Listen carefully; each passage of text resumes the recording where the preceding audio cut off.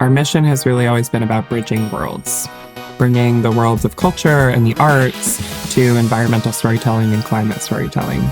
This is Climate Curious, the podcast for people who are bored, scared, or confused by climate change. I'm Maryam, Pasha, the director and curator at TEDxLondon and the co-host of this podcast, alongside the amazing Ben. Hi, I'm Ben Hurst, activist and advocate exploring what positive masculinities can look like, and self-confessed climate normie. Hello. Hi, Ben. How are you? Hello. I'm fine. I'm excited.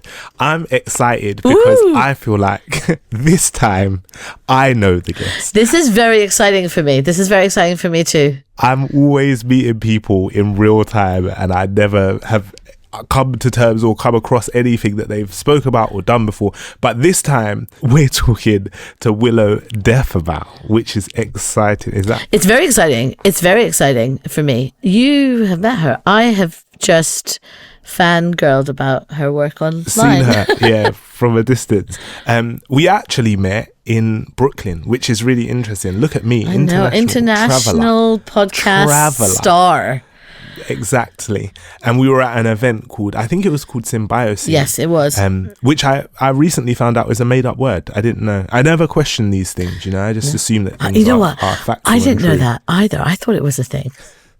I thought it was a real thing, but it's not. But anyway, we met at this event in Brooklyn, and I feel like we recorded an interview with Willow, which was lovely and wonderful. But now we're back for the full episode, and we're going to dive into all of the stuff that Willow is doing. For people who don't know, I'll give you a little top line introduction. Willow Defebaugh is the co-founder and editor-in-chief of Atmos, and Atmos is a non-profit media organization which focus on the cross-pollination of climate and culture. So they deliver a biannual print magazine published in spring and in autumn, as well as daily digital features, newsletters, and now of this season, a podcast. Which is really exciting because, first of all, who has a print magazine anymore? Like, it's amazing and beautiful to have that. And I've checked out this podcast, Ben. It's pretty cool. There was some, very awesome people on it. Some super interesting guests. Esther Perel. I know.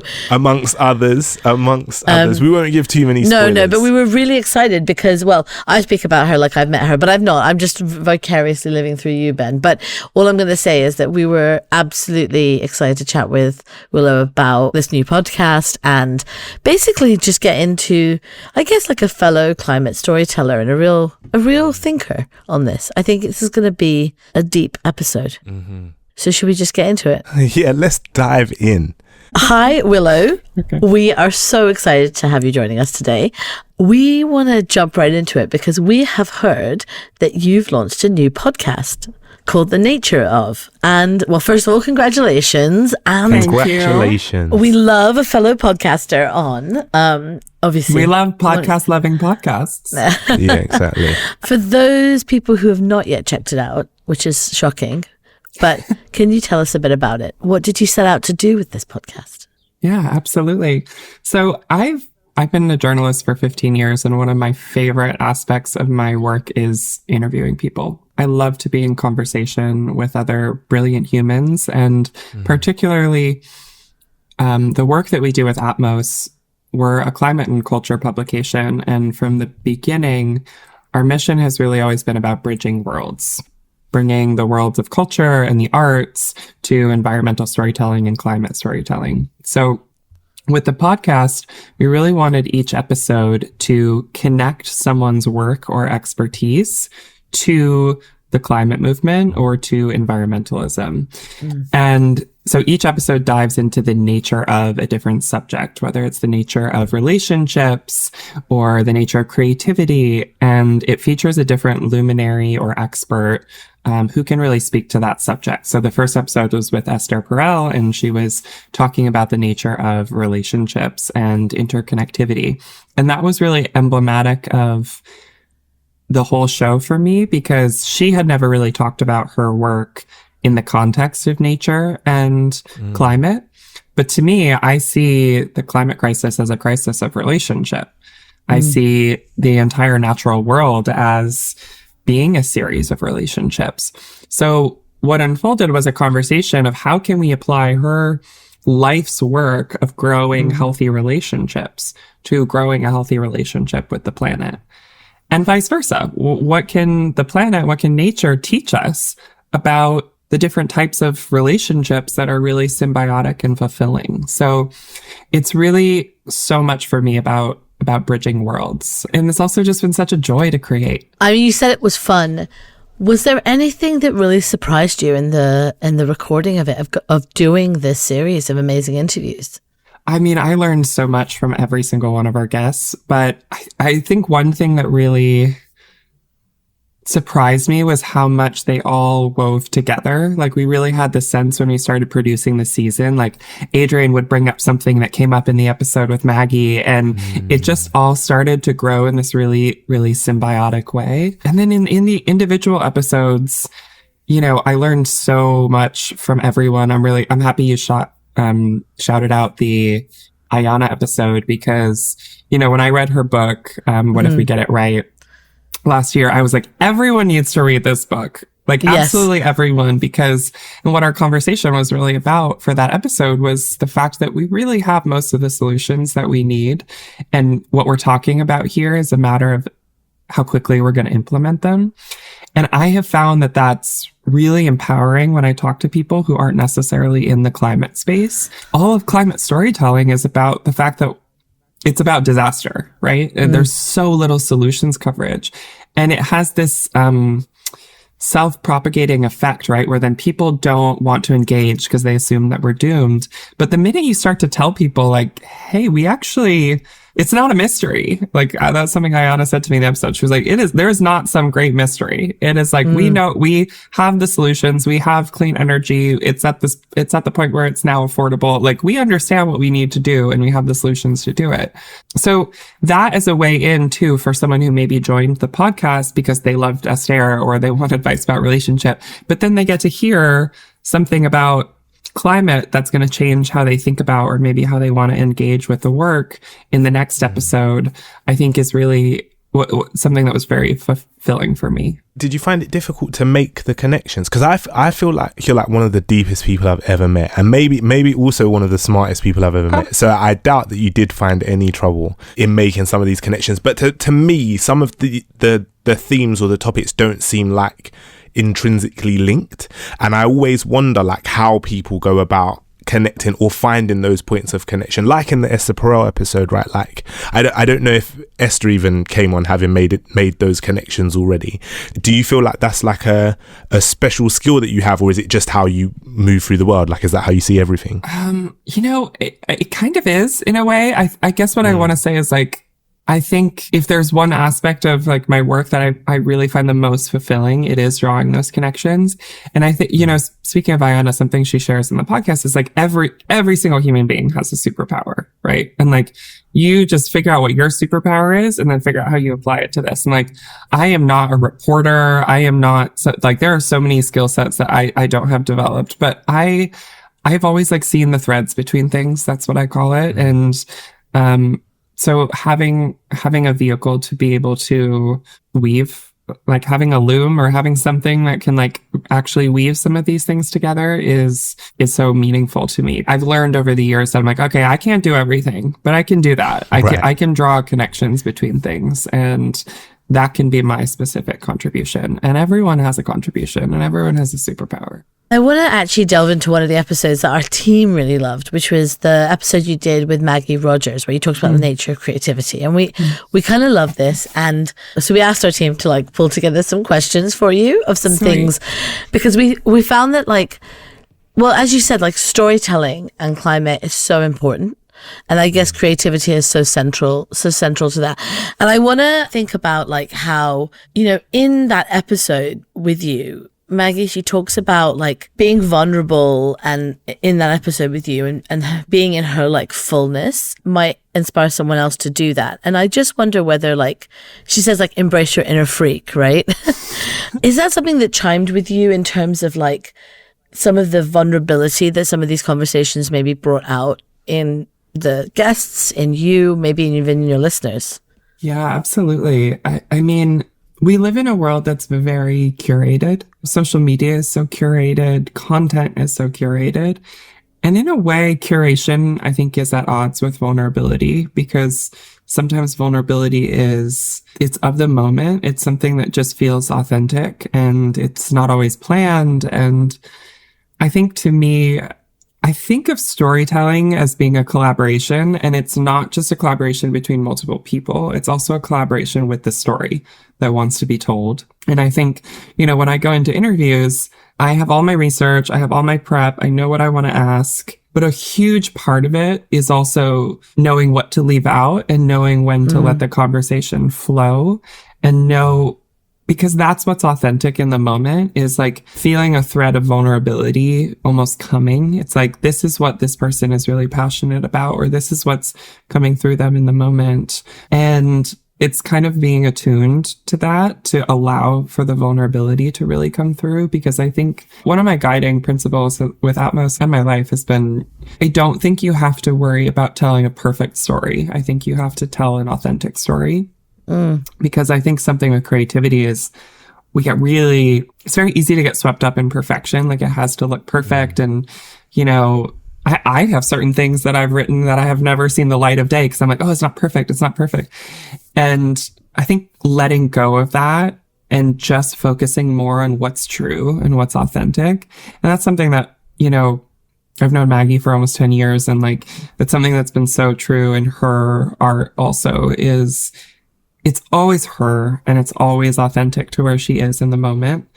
And it was such a gift to get to have that conversation with her, because it was coming at a sort of special moment in her life where she had a moment of like downtime, and her and I were seeing each other every day in New York, and getting to just talk about truly where she's at in that moment, and getting to connect it to these larger cycles of creativity and the natural world that I think are so important.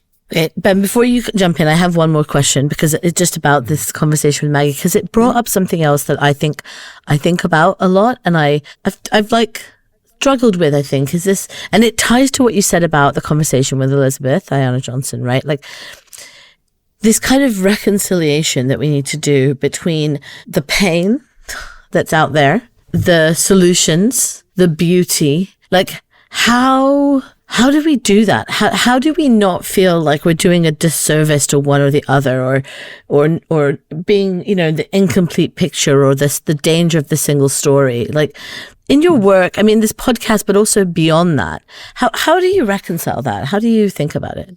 It's such a good question. And I think the danger of the single story, I think it's recognizing that this moment on Earth is not a single story, right? It's so many different stories woven together. And I think that you have to acknowledge the pain. And, I've been having this visual a lot lately after a conversation with a friend about giving people a space to also fall to their knees, like to feel the weight of what's happening.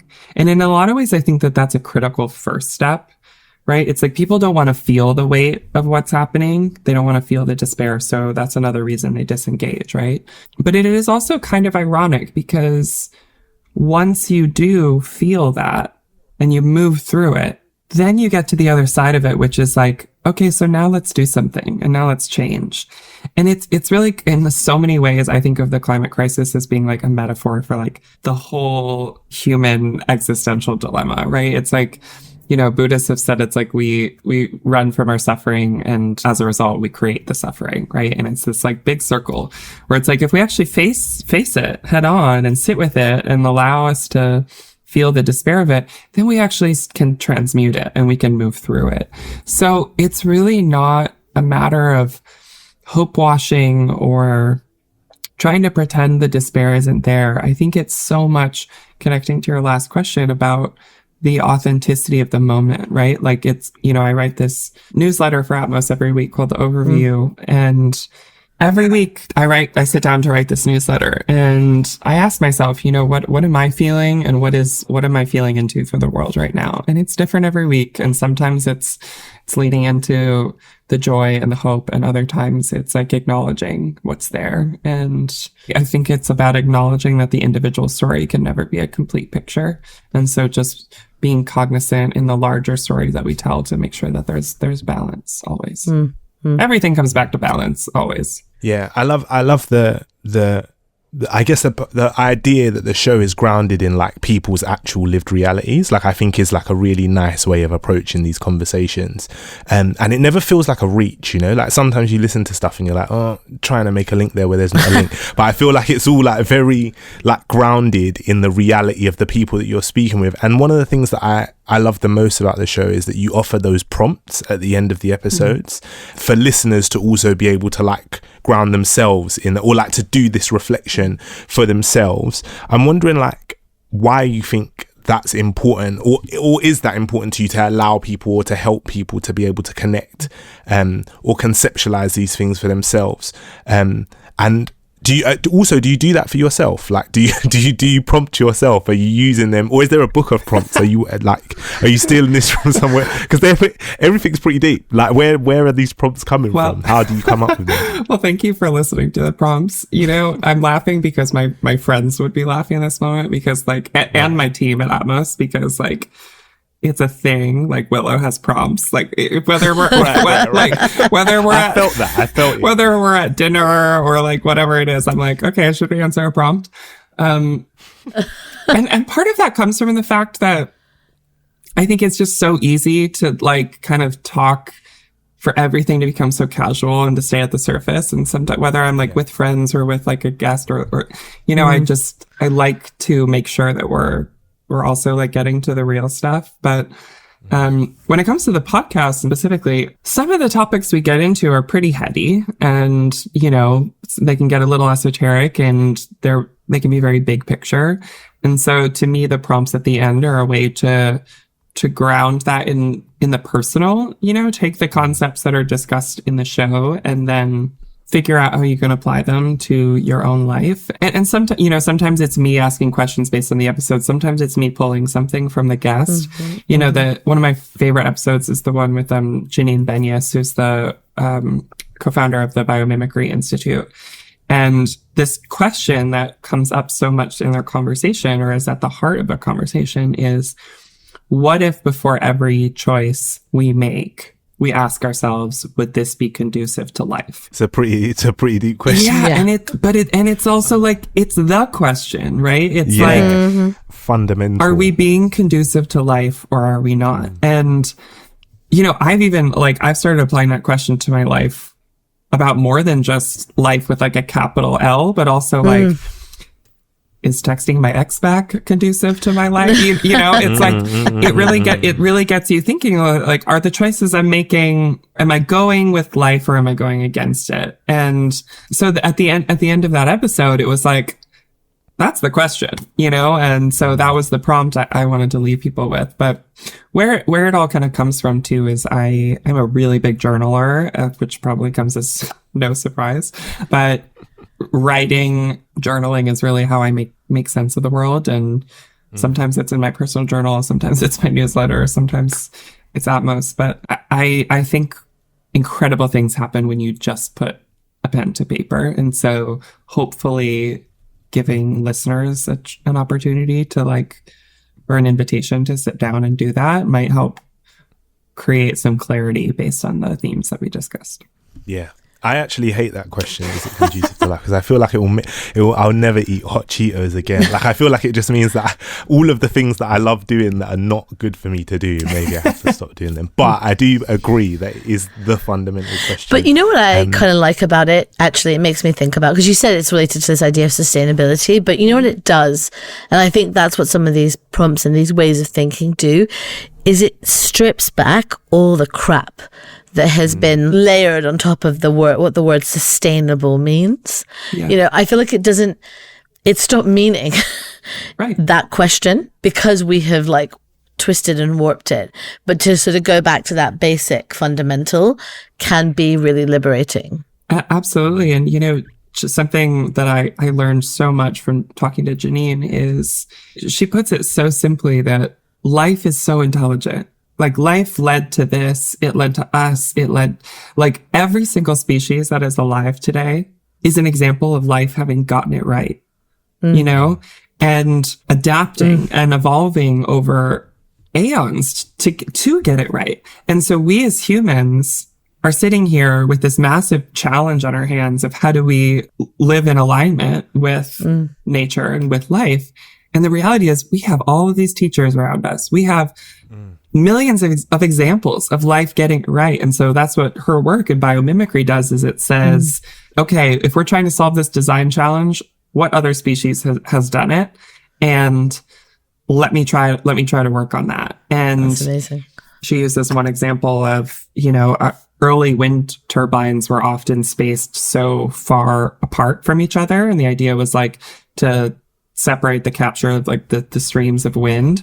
And then this scientist was studying the fact that when fish that's swimming upstream, and when the fish was swimming, it would create this vortex that actually allowed the fish behind it to swim faster because it's getting the current of the one before. So he said, what if our wind turbines, we place them actually closer together and more of this in more of a helix shape, and they dramatically increased the amount of energy that the wind is able to produce. And I love that because I'm just like, yeah, every single species that's alive is an opportunity for us to say, life is so smart. Let's do it the way that life does. Okay, I have to ask, because so we think if we just continue this thinking around creativity, climate, storytelling, in researching this episode, looking into what you've written as Atmos's mission, and use this word re-enchant, right? Which is so beautiful. And I have to say that, like, one of the things I love is when I look through your Instagram feed, I'm like, it's so beautiful. Like, it is, I know this is very, going to be like, it might be a bit embarrassing as I fan about this, but it's so beautiful and it's so enchanting. And I do find myself kind of getting lost in it, where I'm like, and I think, I wonder where she is. I wonder what she's wearing. I wonder what she's doing. Like, I just get in. Anyway, that aside. So first, very superficial question: is Atmos the climate's version of Vogue? It's funny you asked that question because when we set out, my co-founder Jake Sargent and I, in our earliest conversations, we were like, what if we make something that feels like a cross between Vogue and National Geographic? Like, that was like our dream. If they had a baby. If they had a baby. And then Vogue ended up running a story on us, and they like basically said the same thing. And they essentially called us the Vogue of climate.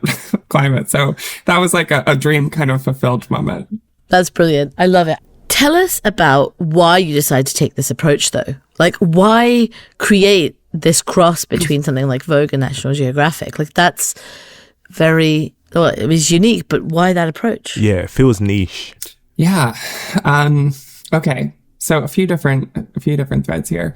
The first, I think, is that climate has long had a storytelling problem. It's had it's always been very documentary. It's always been very, and I don't want to say that in any kind of condemning or critical way, because I grew up reading National Geographic religiously, and I think aside from that, people associated climate change coverage with data, and that's hugely important. And also, I think that storytelling is what makes us human, right? It's the arts always capture our humanity. And if the climate crisis is a crisis of humanity, then we need to reach people at that level, right? And so we really wanted to use the arts and use creativity as a way to speak to people's humanity around this issue, to make them feel. And because that's what art has always done. It's made people feel, And so that was kind of like the larger Atmos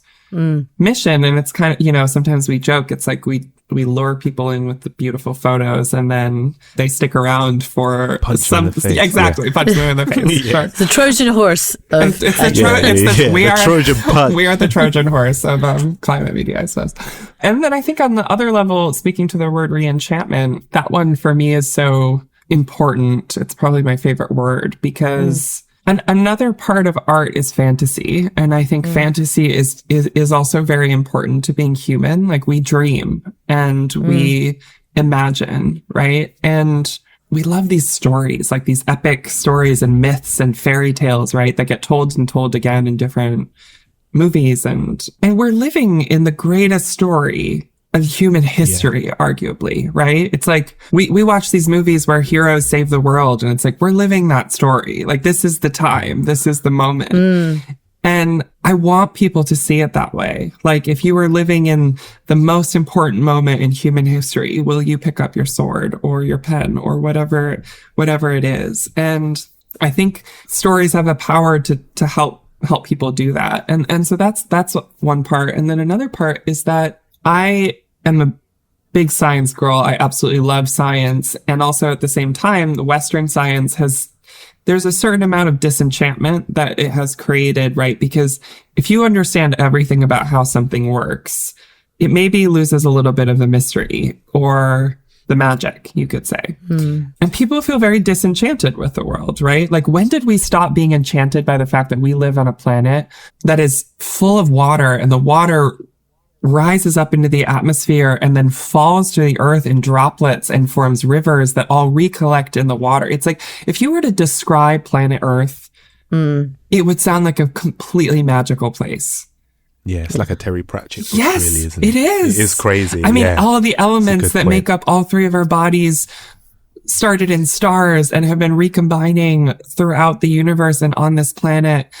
And it is truly fantastical. It's magical. And I think when people step into that understanding, when people remember that the earth is a magical place, that this universe is a magical place, I think that does something to people and motivates them to protect it, right? In a way that I think is deeper than trying to say, hey, the earth is in danger and you should save it or you should care about it, right? It's like, this is a rare and wondrous miracle.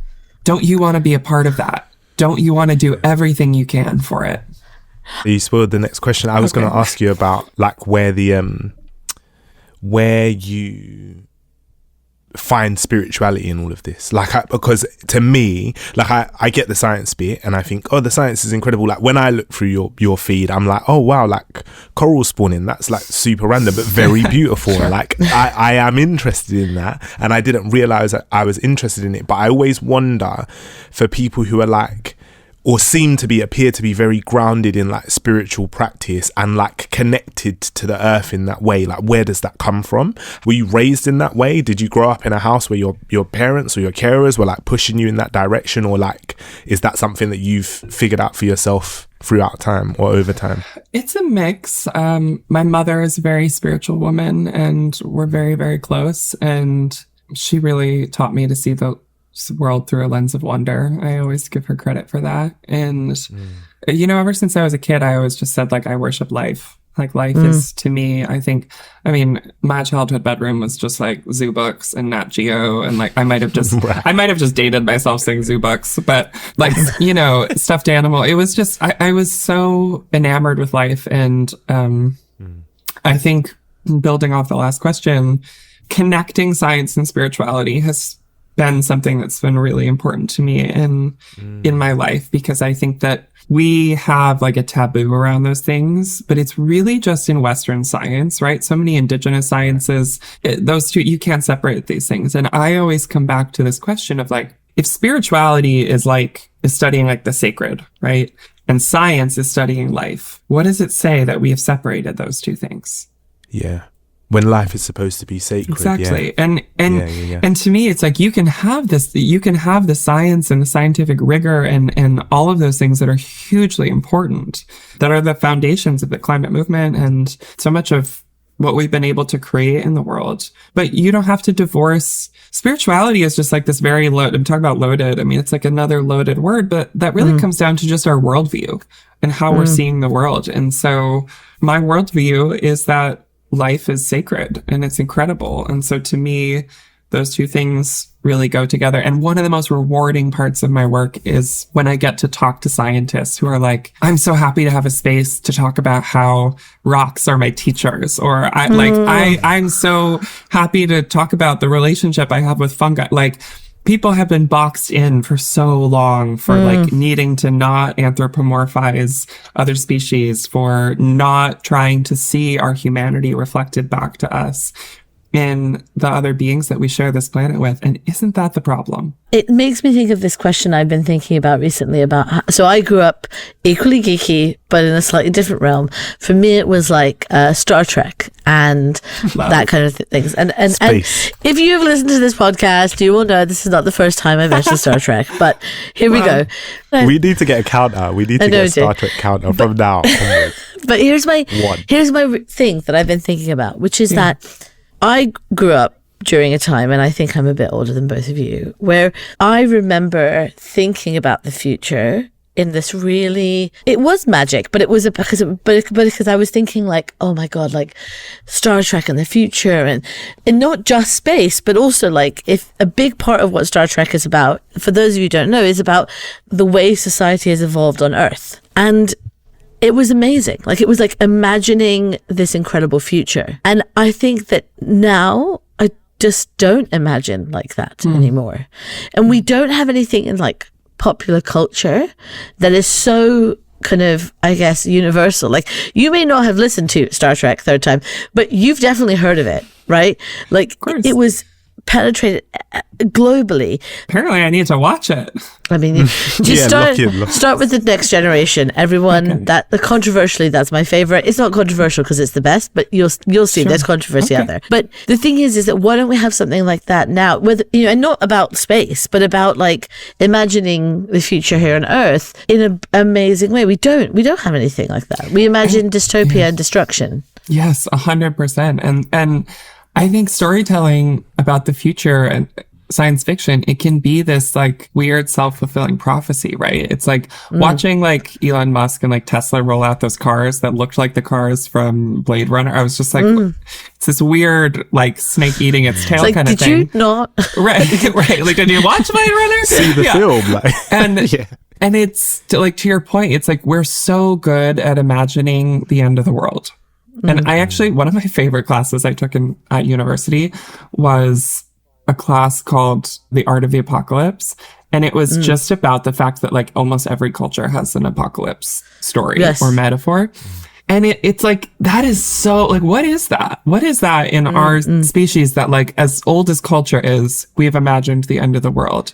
Yeah. And why can't we shift our storytelling to imagine a future where, to Ayana's point and the discussion we had in our episode for the podcast, what if we get it right? Because, and this is something I've really been thinking about a lot lately, and it kind of connects back to what you were asking about, the, like, hope and despair, is I think there's like a real arrogance in a way to say that the world is going to be destroyed. And just like there's an arrogance in saying that we're going to save the world, it's like none of us know where the story is going. None of us can know how it will end. And I've been just really humbling myself with that lately, which is just like, I'm going to do everything I can with my time and my little line in this story that we're all a part of. But when I find myself jumping ahead to the like, we're all doomed, or like, there is equally a chance that we will get it right as there is that we will get it wrong. And we just have to live in that not knowing. And we keep working towards a future that it's not being attached to the fruits of our labor, right? It's like, we don't know what the fruits of it will be, and we don't actually have to know, because isn't it worthwhile to live a life where you can at the end rest knowing that you did what you could and that you were living with life instead of against it? So I guess all of that is to say, more stories that imagine different futures. Yes. And maybe I'm going to watch Star Trek after this. Yes, I think that's good, and I will check up on you for that. This is a bit out of left field. I think it was last summer, I watched the talk you gave at Bloomberg Green, which I thought was beautiful. And you have this line in it that I think is just so gorgeous. And I wanted to ask you about it and what it means to you. And I think it comes down to the storytelling piece again. And you say, we speak about the climate crisis as a problem to be solved rather than a wound to be healed. And it's like one of those things that just like sits in my brain. And I wondered if you might tell me a bit more. Well, I'm happy that stuck with you. I think To me, what it means is that if we're talking about the climate crisis, like it is the core of the problem, we're missing the picture, because the wound is our separation from nature, in my opinion. The climate crisis is a symptom of that, right?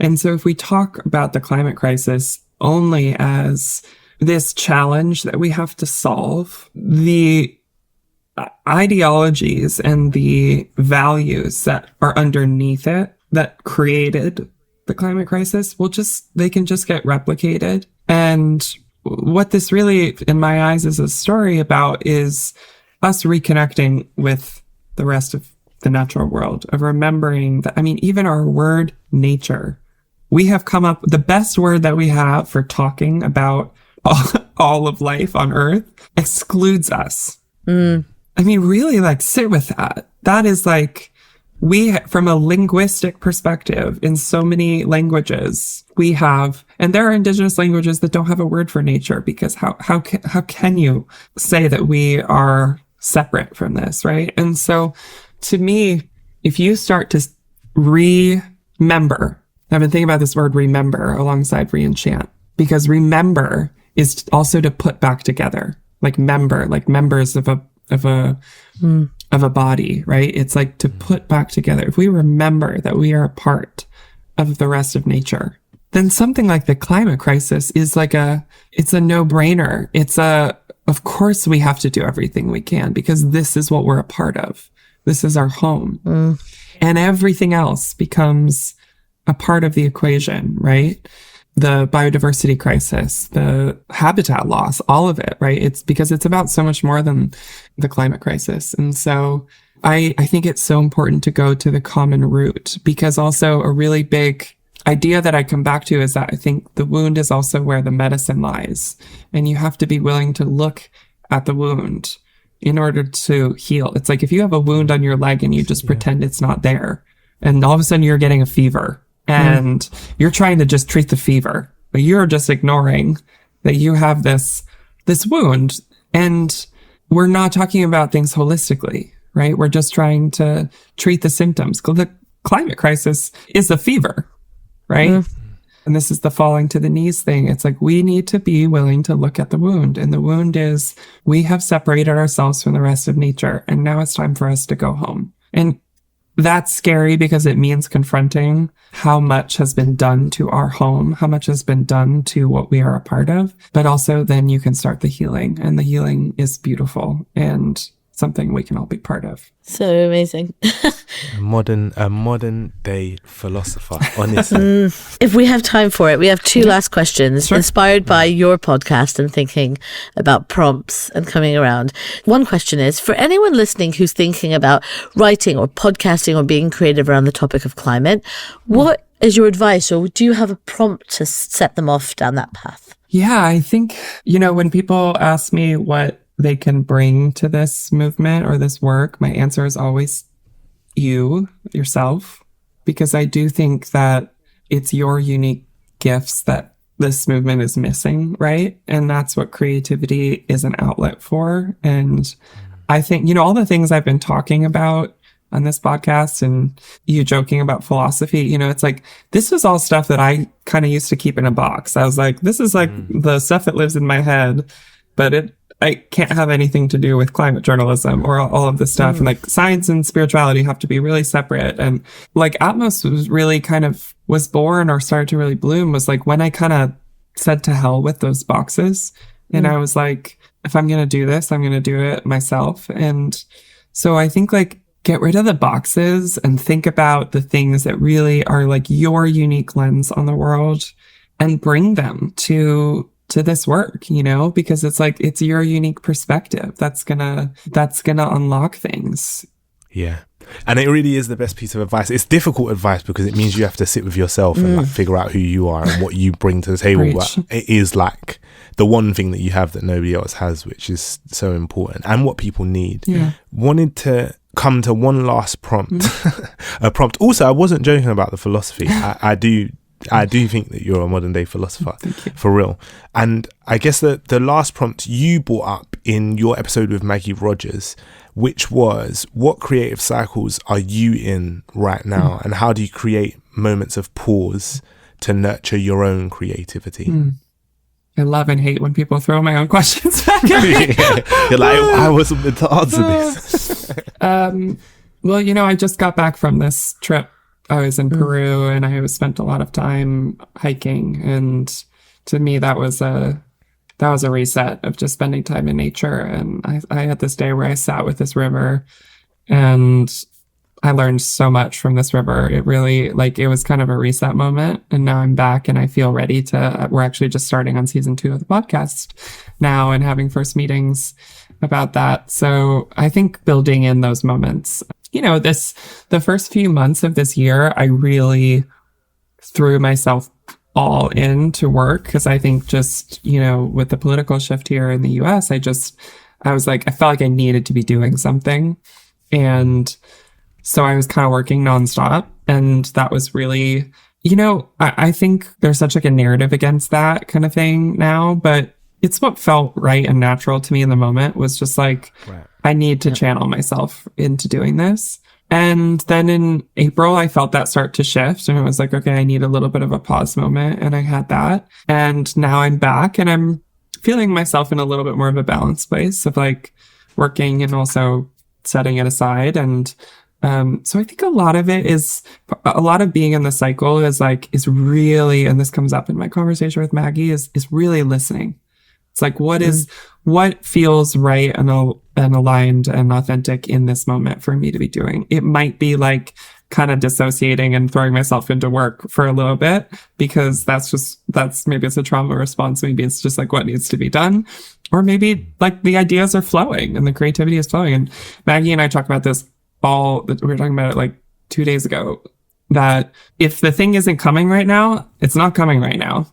And that means there's something you're missing, you know? Right. And the thing isn't going to come from you staring at the blank piece of paper. It's going to come from you going for a walk. It's going to come from you setting it aside for a week. And so I think really getting into a practice with yourself where you're listening and